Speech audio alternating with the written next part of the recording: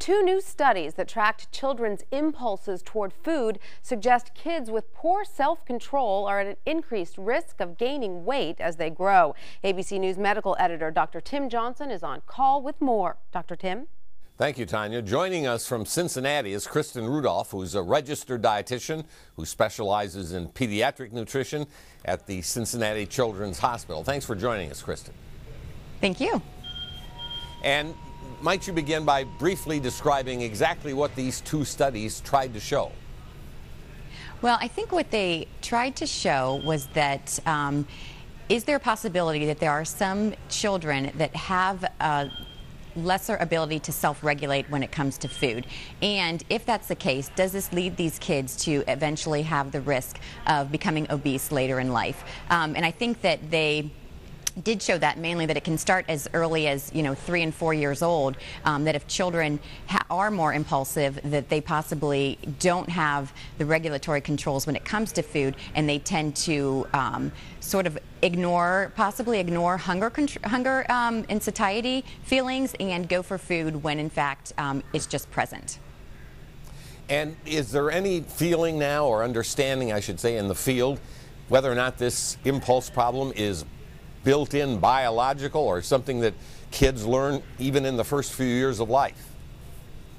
I think that we're sort of learning about this as well, and I think what we've seen is just from one-on-one parent and family interactions is that if in fact we have kids that do have less self-regulatory control, what do we do and how do we manage this? But could it possibly be that they were, this was born, or this was something that they were learned through, their environment? Those are both possibilities, I think.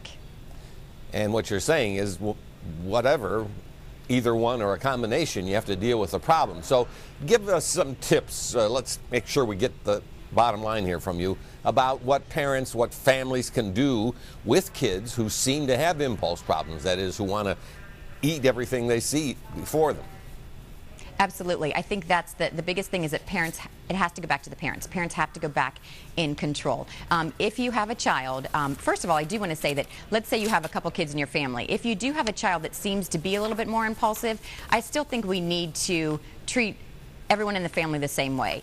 It just goes back to the basics. It goes back to structured meals and snacks, not letting kids have just free access to food all day long, whatever they want. Sort of eliminate the grazing that kids can get into, because that does interfere with their appetite. Then they really don't have any idea when they're hungry, when they're full.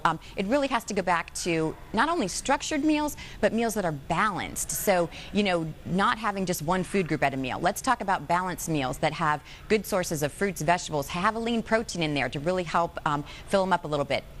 And then kids, by all means, if they're waiting longer than, 4 hours between a meal, they most likely will need a snack. So what you want to do with a snack is give them, 10 to 15 minutes. This is snack time. We sit down, we have a snack, and then, food is, off limits until the next meal. I think that sort of out of sight, out of mind can work for these kids a lot, and really distraction techniques, keeping them busy. But again, it goes back to the parents just really taking control over meal times with their kids.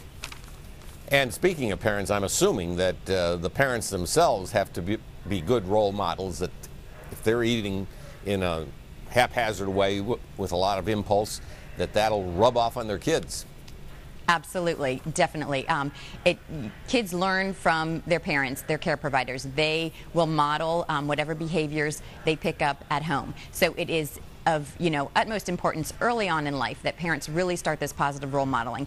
If they're not eating the fruits and vegetables, it's more than likely the child will not try them at all either. So they really need to stop.